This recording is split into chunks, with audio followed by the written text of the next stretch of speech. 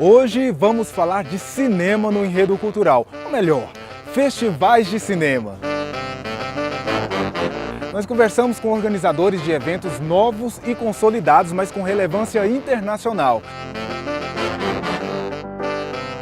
E entre um bate-papo e outro, a gente ainda tem retrato cultural, dicionarte e o novo quadro Musicofilia. Vamos lá?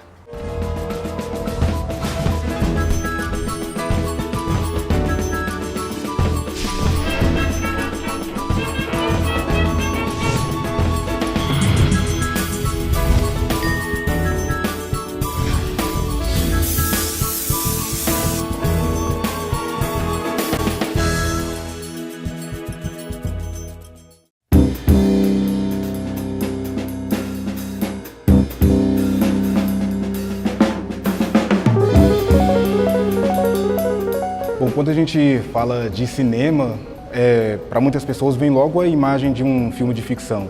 Mas dentro da produção audiovisual nós temos também o documentário.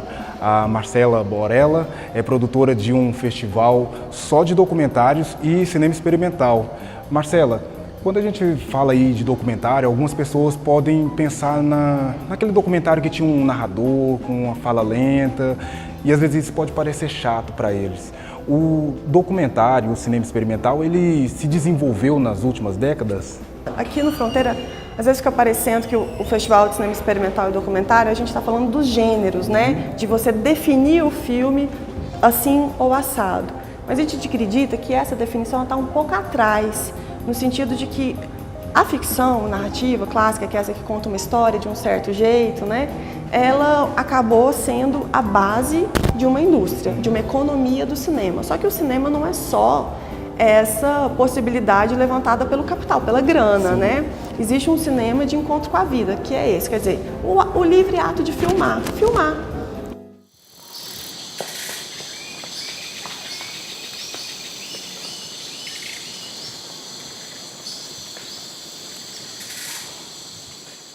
Queria que você falasse da importância, então, do documentário, tanto para o mercado audiovisual, para quem produz, quanto também para a sociedade como um todo.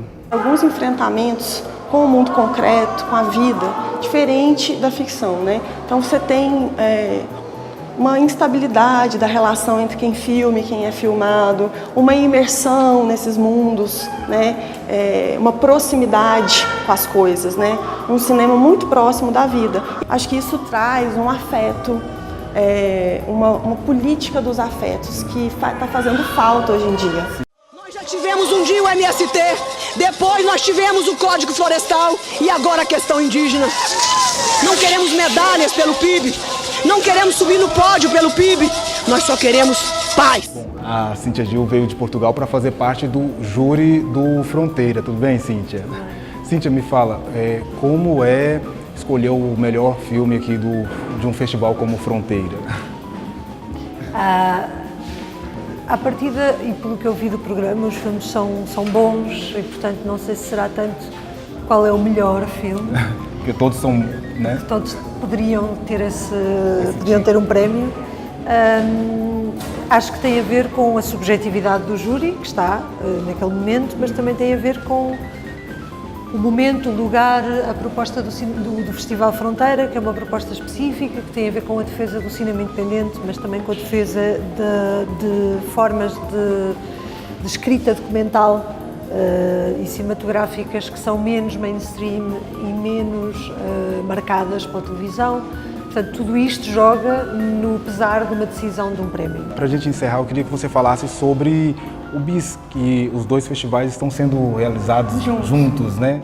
A primeira edição deles é realizada pela F64 e eles também tinham essa questão do centro e do cinema de rua. Daqui a pouco a gente volta a falar sobre os festivais de cinema e de audiovisual que acontecem aqui em Goiás. Vamos conhecer também a BIS, que a Marcela falou daqui a pouco, e muito mais. Essa conversa sobre cinema sonoro me fez lembrar o novo quadro do enredo, o Musicofilia. Todo episódio, um pesquisador ou artista nos fala sobre histórias e curiosidades de grandes nomes da música brasileira. Hoje, o professor Robervaldo Linhares nos conta sobre Chiquinha Gonzaga.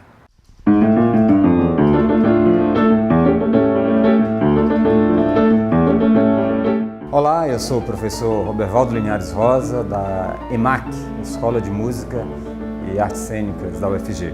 Vou falar sobre Chiquinha Gonzaga.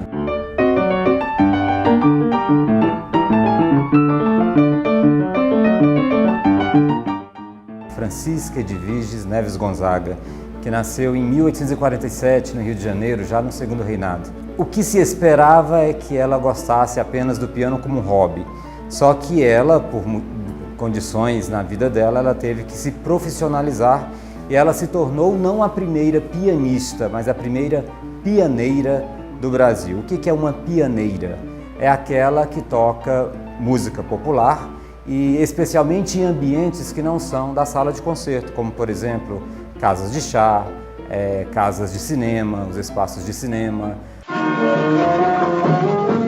Muitas coisas ela foi realmente inovadora. Um deles, fazer a primeira música para carnaval, a música cantada muito no final do século XIX aqui no Brasil, mas também uma que lutou muito pelos direitos autorais. Ela criou em 1917 a SBAT, a Sociedade Brasileira de Autores Teatrais, porque a Chiquinha Gonzaga foi uma grande compositora do teatro de revistas. Vou abrir alas, eu quero passar, peço licença para poder desabafar. A jardineira abandonou meu jardim, porque a rosa resolveu passar. Mas talvez o episódio mais interessante, mais controverso da história dela tenha sido em 1914, quando a primeira dama, Nair de Tefé, esposa do presidente Marechal Hermes, resolveu tocar uma peça ao violão numa solenidade diplomática, que foi exatamente o Corta-Jaca, o famoso gaúcho de Chiquinha Gonzaga. Essa obra realmente foi um escândalo na época, porque até então as solenidades eram feitas com músicas de Mozart, de Beethoven, de Wagner, e de forma um tanto quanto pioneira, a música da Chiquinha Gonzaga está lá.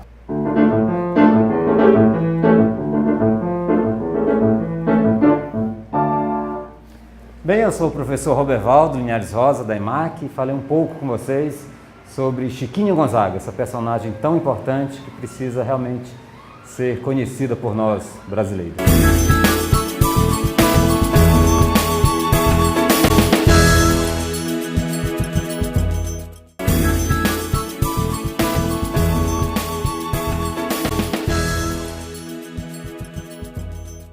O Enredo Cultural de hoje está conversando com quem faz festivais de cinema aqui no Planalto Central.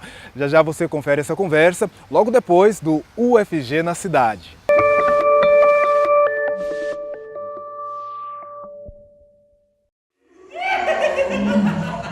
Eu já posso estudar na faculdade. Eu só preciso de documentos pessoais. 20 e poucos anos sem documentos pessoais. O UFG na cidade é um espaço aqui dentro do Enredo Cultural que mostra como a UFG se aproxima da sociedade através das ações de extensão e cultura. A Beatriz veio com a escola dela aqui no Centro Cultural da UFG para assistir um espetáculo de teatro. É totalmente diferente, totalmente mágico, é realmente um prazer, a escola inteira, em peso, estar aqui, porque são assuntos que nós temos que discutir, que temos que debater todos os dias. E são necessárias transformação intelectual quanto interior. Almir, conta pra gente rapidamente de que se trata esse espetáculo. Bom, esse espetáculo é parte de uma trilogia, é a segunda peça e trata da vida da Leia, Marileia, que é uma menina que cresceu num ambiente desfavorável e tal, e acabou sendo acusada de crimes horrendos, e porque era confundida com rapaz, ela foi presa num presídio masculino. E no final das contas descobriram que ela era mulher, mas o populacho, a voz da cidade, começou a chamá-la de maldita e tal, e xingá-la de hermafrodita erradamente, né? Eu já sei por que ela sumiu. Eu não sei onde é que ela tá. É por isso que os demônios ficam voando baixo. Mas eles não me alcançam. Eles não me alcançam. Professora, como que um espetáculo como esse pode ser uma ferramenta de ensino também dentro da escola? O teatro só veio a calhar para a literatura, para próprias eletivas que nós chamamos, que é uma disciplina de núcleo diversificado, veio também para entendimento de outras línguas, veio para o entendimento da própria literatura goiana, que eu creio que deve ser muito, mas muito valorizada.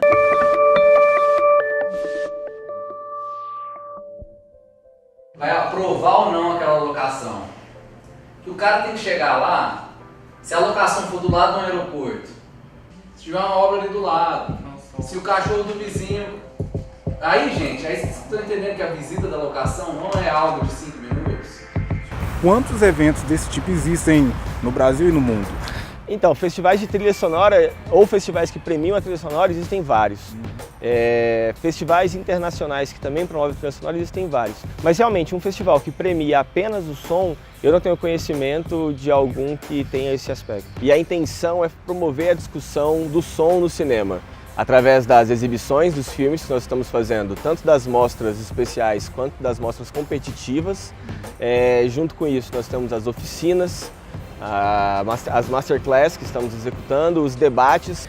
Hoje sempre, né, o som, desde que o cinema é sonoro, ou até antes disso, né, mesmo no cinema mudo, o som tem um papel muito importante, porque a gente está falando de um trabalho audiovisual, né? Então o som ele é instrumento narrativo, instrumento dramático, e ele pode ser uma ferramenta muito criativa para enriquecer o potencial do filme, né? E às vezes as pessoas confundem o som no cinema com a trilha sonora, com a música, né? Isso. E aqui na Bienal a trilha sonora não está nem entrando na mostra competitiva.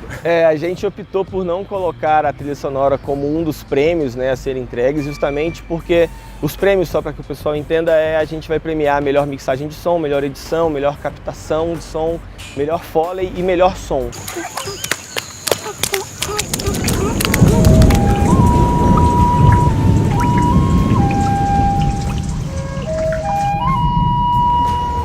A construção desses ruídos de porta abrindo, ela é feita muitas vezes depois da filmagem, né? Se você for escolher, por exemplo, trabalhar com som direto, que é o som captado no momento da filmagem, no set, você tenta isolar tudo quanto é que é som que vai atrapalhar você captar esses diálogos. E aí, depois, na pós-produção, isso é acrescentado novamente no filme, e aí você precisa criar efeitos sonoros, colocar ambientes, colocar o foley, que a gente fala que é os sons do ator interagindo com os objetos de cena. Então tudo isso é colocado depois. Após o sinal, diga o seu nome e a cidade de onde está falando. Cidade de onde está falando. José Mauro, Rio de Janeiro. Oi, Gamal. Oi, Ilda, já tá vindo? Hoje o profissional ele vai se enriquecendo, né? Que o profissional de som ele vai estudar tanto acústica, eletrônica, se ele tiver, por exemplo, a musicalidade também intrínseca na experiência dele, tudo isso vai enriquecer, né?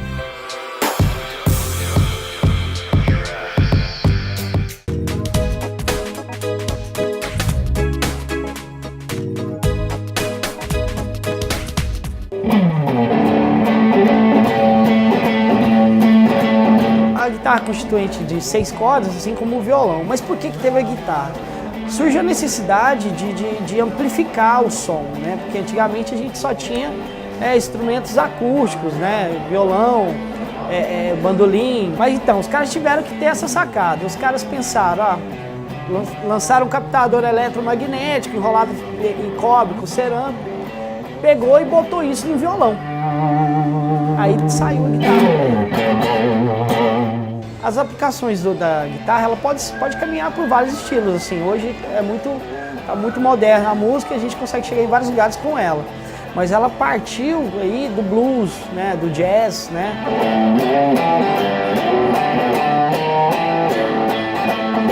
Guitarra e o amplificador, com o passar do tempo também foram tendo necessidade de terem mais efeitos e a galera foi criando.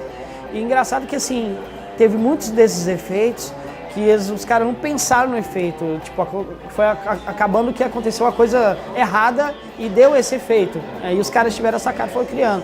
Então a gente tem pedais de distorção, de flanger, de delay, né, de coros.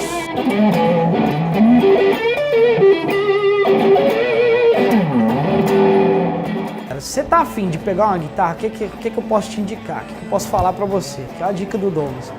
Escuta o som pra caramba, pega aí suas referências, entendeu?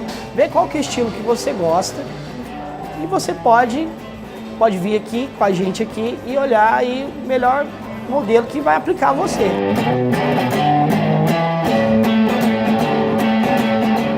Esse é o Dissonante, muito obrigado pelo convite aqui. Está falando um pouquinho sobre guitarra. A gente está aqui para tirar a dúvida de vocês. Eu estou aqui para tirar a dúvida de vocês. O que eu puder ajudar, a gente está aí. Rock.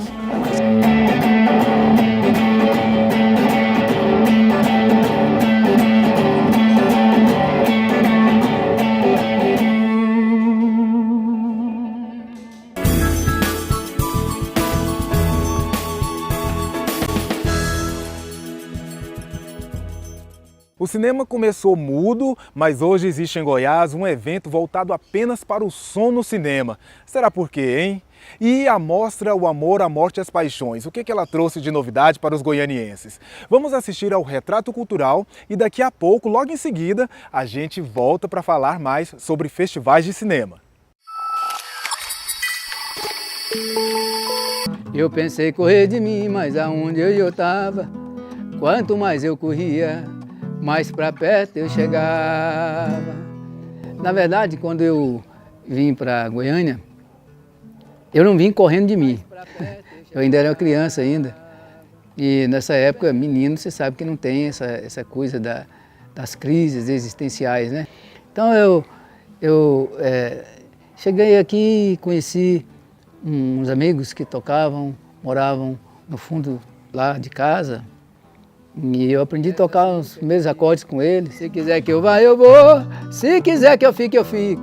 Quero ver você sair dessa sinuca de bico. É que eu pensei correr de mim, mas aonde eu estava, quanto mais eu corria, mais para perto eu chegava. E eu fui convidado para participar do Grêmio de Umas. E foi uma situação até engraçada, porque eu tinha apenas 2 músicas e tinha uma pessoa que era vizinho de uma amiga minha, que a gente tocava, fazia serenata, e ele machucou, cortou o dedo e não podia ir apresentar no festival. E perguntou para ela se ela não tinha alguém que tocasse um violão que pudesse acompanhá-lo para ir com ele no festival. Eu me prontifiquei e tal, e fui para o Festival de Umas. O Camilo me perguntou se eu tinha música, eu falei, eu tenho 2, tem uma assim meio parecida com a Amado Batista, que foi a primeira música que eu fiz, e uma outra que é baseado na história do sertão, daquelas coisas. Falei, escreve, rapaz. Aí eu escrevi e ganhei o festival. Se farinha fosse americana, mandioca importada, banquete de bacana, era farinhada. Se farinha fosse americana, mandioca importada, banquete de bacana, era farinhada. Nós a jeca mais a joia, que é assim uma homenagem ao homem simples, né, que se posiciona diante da sociedade, como homem do campo, ou então o próprio Brasil mesmo, como considerado país de terceiro mundo, se posicionando diante do primeiro mundo. Se eu estou na cidade aqui é porque é por causa da música, é ela quem me trouxe para cá, na verdade. É uma forma de eu estar entre as pessoas e dar a minha visão de vida através do que eu expressar o meu pensamento através da música. Então é um instrumento de civilização para mim, a música.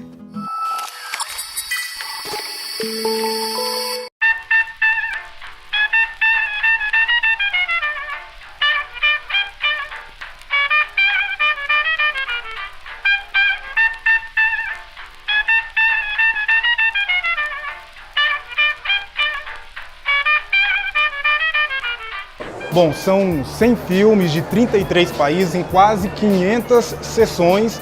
Nessa década aí de existência da mostra, ela cresceu muito, né? O que se deve a esse crescimento? Primeiro que Goiânia é uma cidade cinéfila, sempre foi, desde os anos 50.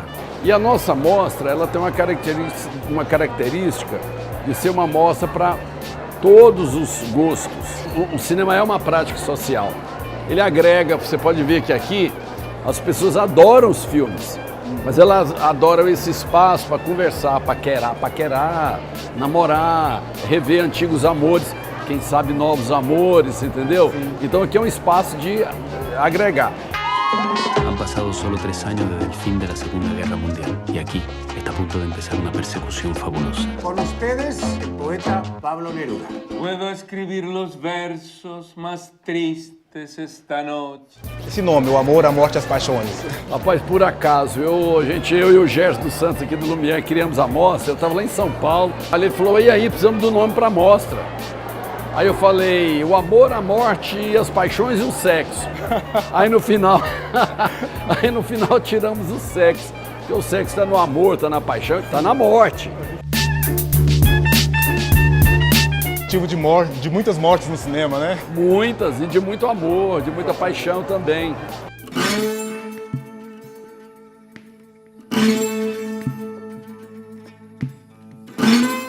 E para a produção audiovisual aqui no estado, essa mostra também tem contribuído? Tanto que esse ano nós estamos exibindo 3 longas feitos em Goiás, cineastas goianos que já rodaram outros festivais e que nós estamos acolhendo aqui na mostra porque são filmes bons. Professor, muito obrigado. Prazer foi meu, viu? Muito bom ter a sua participação. Você parece o ator do Moonlight. It's not what I expected. What did you expect? É um filme muito bonito. Falou, gente. Um abraço. Obrigado, professor. Bom, o enredo continua aqui na 10ª Mostra de Cinema, O Amor, a Morte e as Paixões, agora com Alex Amaral, que é ator e diretor também, tudo bem? Exatamente. Tudo bem e você? Qual que é a função do ator no cinema? Primordial.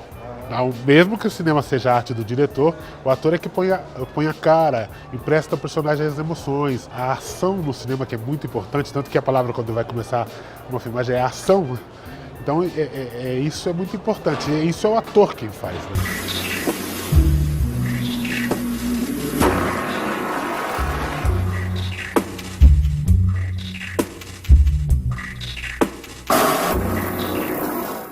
Uma vez eu conversei com um diretor de teatro daqui de Goiás e ele me disse que existem atores que são do teatro, que são muito bons no teatro, mas não são bons no cinema. Efetivamente. A diferença é que no teatro você utiliza todo o seu corpo, todos os seus sentidos para mostrar essa verdade. No cinema, basta que é o olhar, e se esse olhar não está contando essa verdade, já foi tudo para beleléu.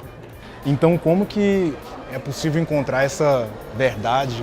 Nós temos como ator sempre observar muito, ser muito observadores, observar como as pessoas atuam, como as pessoas se movem e também fazer um olhar sempre para o nosso interior, sempre saber como nós reagimos a determinadas circunstâncias. Neste episódio, nós falamos sobre 3 festivais de cinema que acontecem aqui em Goiânia, mas durante o ano, vários outros ainda vão acontecer, viu? Hoje nós ficamos por aqui, mas você sabe onde nos encontrar. Acesse o nosso site, visite as nossas redes sociais e nos mande sugestões. No próximo episódio a gente conversa com ilustradores, diretor de animação e vamos entrar no universo das histórias em quadrinhos. Eu espero você. Até a próxima. Tchau!